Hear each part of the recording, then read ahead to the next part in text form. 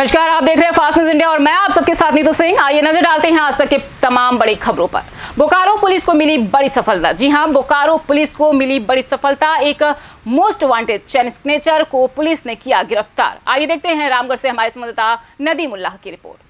Bokaro police के लिए एक मोस्ट वांटेड चेन स्नेचर गिरोह का पिटला नामक अपराधकर्मी है, जो कि बाटला के साथ का अहम सहयोगी रहते हुए साथ में लोगों ने काफी चेन छीनने की घटनाओं को अंजाम दिया था। दुर्गा पूजा के समय से ही लगातार इन लोगों के द्वारा अलग अलग थाना क्षेत्रों में चेन छीनतई का काम किया गया था, जिसमें पर्स छीनतई महिलाओं से अन्य लोगों से छीना गया था। तो उसमें बाटला को तो हम लोग पहले ही गिरफ्तार कर चुके थे। इसका जो प्रमुख सहयोगी पिटला कल हम लोगों के हाथों चढ़ गया और इसके स्वीकारोक्ति बयान में, और हम लोग को जैसे भी पहले से ही पता था, सेक्टर 12 में बहुत सारे कांडों में इसकी संलिप्तता है। सेक्टर सिटी थाना में है, सेक्टर 4 में है, पिंडराजोरा में है और ये अन्य जिलों में भी जाके धनबाद और रामगढ़ में भी इसने काफ़ी अपराध के काम किए। अभी तक तो जो भी है 8-9 घटनाओं में तो इसकी संलिप्तता जो हम लोग के पास FIR है और कन्फेशन में, और बाकी सबूत हम लोगों के पास है। मोहन का रहने वाला।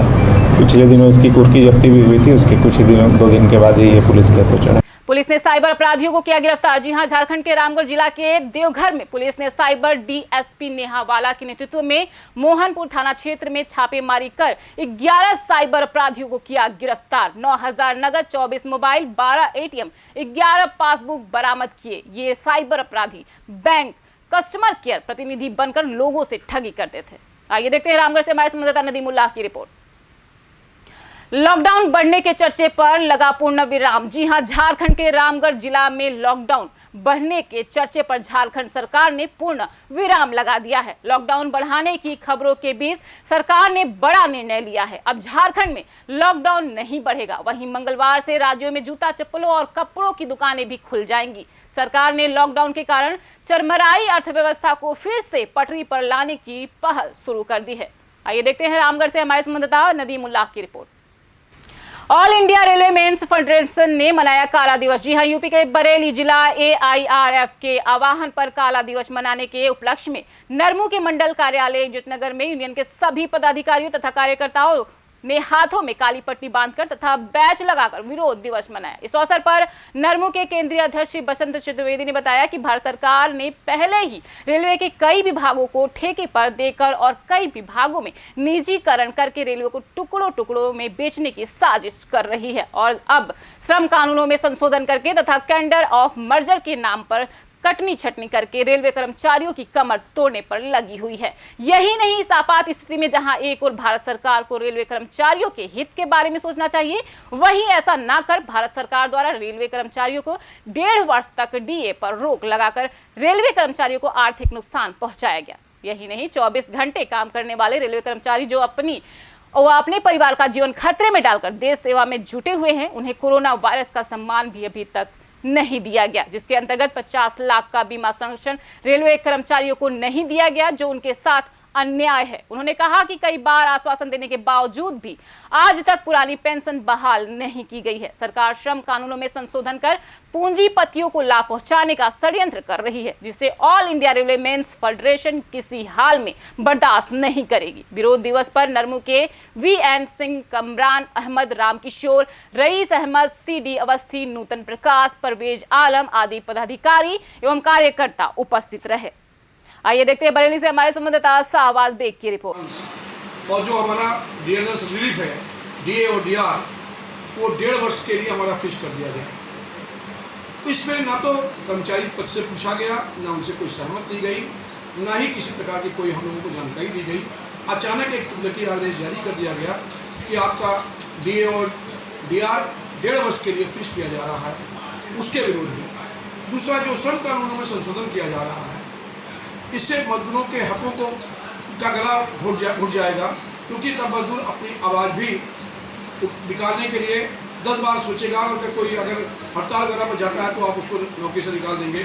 ऐसे तमाम कानून ये लाने वाले हैं, जिसके विरोध में all India railway men's federation और एनी रेलवे यूनियन, हमारी सभी शाखाएँ, हमारे सारे मंडल, हमारे सारे जोड़ के सारे पदाधिकारी आज पूरे 1 सप्ताह से लगे हुए हैं। 1 तारीख से लेकर के 6 तारीख तक, और फिर 8 तारीख को हम लोग एक ब्लड डे मना रहे हैं। हम सरकार से पुरजोर अपील करते हैं कि रेलवे कर्मचारी आज इस संकट की घड़ी में आप देख लीजिए कि अगर रेलवे ने कोयला नहीं ढोया होता तो आपके घरों में बिजलियाँ नहीं जल रही होती। जितने भी पावर हाउसेज हैं उनके लिए कोयला पहुंचाने का काम रेलवे ने किया। अगर रेलवे ने खाद्यान्न नहीं पहुंचाया होता, यदि रेलवे ने खाद्य सामग्री नहीं पहुंचाई होती तो देश की आधी जनता भूखों से मर गई होती। और आज वही सरकारी कर्मचारियों को आप रेलवे कर्मचारियों को कट्टी छट्टी करके और निकालने की साजिश कर रहे हैं, उसको निजी हाथों में देने की साजिश कर रहे हैं। रेलवे को आप निजी हाथों में देने की साजिश कर रहे हैं। इसलिए हम इस सब बातों को लेकर के पुरजोर विरोध करते हैं और सरकार से अपील करते हैं कि सरकार सरकारी कर्मचारियों की अहमियत को समझे। हमें आज तक कोरोना वॉरियर्स का सम्मान नहीं दिया। रेलवे को 50 लाख रुपए का जो बीमा संरक्षण का जो सभी कोरोना योद्धाओं को आपने दिया है, वो कोरोना योद्धाओं का सम्मान रेलवे कर्मचारियों को नहीं दिया, जबकि रात में रेलवे कर्मचारी 24 घंटे 24x7 काम कर रहा है, लेकिन उसको ये सम्मान अभी देने का काम नहीं किया गया। हमारी न्यू पेंशन स्कीम जो एक हमारे लिए अभिशाप है रेलवे कर्मचारियों के लिए, वो आपने न्यू पेंशन स्कीम लागू करके 1 जनवरी 2004 से और जो है हमारे कर्मचारियों की बुढ़ापे की लाठी को छीनने का काम किया। हमारा इस पुरजोर अपील है आपसे कि वो ओल्ड पेंशन स्कीम हमारी बहाल की जाए और हमारी न्यू पेंशन स्कीम समाप्त की जाए। इन तमाम बातों को लेकर के हम भारत सरकार के खिलाफ अपना आंदोलन चला रहे हैं। अभी लॉकडाउन समाप्त होने के बाद हम लोग नई रणनीति बना करके सरकार को पार्लियामेंट पर घेराव करने का काम, चाहे आगे आने वाले जो भी हमारा निर्देश ऑल इंडिया रेलवे फेडरेशन के द्वारा दिया जाएगा, उसका अनुपालन करते हुए हम लोग अगली जो है लड़ाई को लड़ने के लिए तैयार हैं। हर डिवीजन ने, हर जोनल हेडक्वार्टर ने ये विरोध सप्ताह बना करके आज ये ब्लैक डे बनाया है 8 तारीख को। सरकार अपनी हठधर्मिता के कारण आज देखिए हम लोगों के हक हुकूक को छीन रही है। श्रम कानूनों में संशोधन करके हमारे अधिकारों को छीनने का प्रयास किया जा रहा है, जो 1926 का श्रम कानून है, 1926 का ट्रेड यूनियन एक्ट है हमारे यहाँ, जो अंग्रेजों ने इस बात को समझा था कि हाँ ये अधिकार इनको मिलना चाहिए अपनी बात को रखने के लिए, आज उसको भी छीनने का प्रयास किया जा रहा है। मेरे दोस्तों, 1.5 साल का डीए हमारा बंद कर दिया गया। 1,51,00,000 रुपया हम लोग अपनी एक दिन की तनख्वाह कटवा करके सरकारी खजाने में जमा करने का काम किया हम लोगों ने। कोई एक बात भी नहीं बोला। एक जैसे एक आह्वान आया, 1 दिन का वेतन दे दिया गया। उस समय तो आपने हमसे पूछा, लेकिन जब हमारे डीए फ्रीज किया तब आपने हमसे नहीं पूछा कि आपको हमारा भी कंसल्ट होना चाहिए था।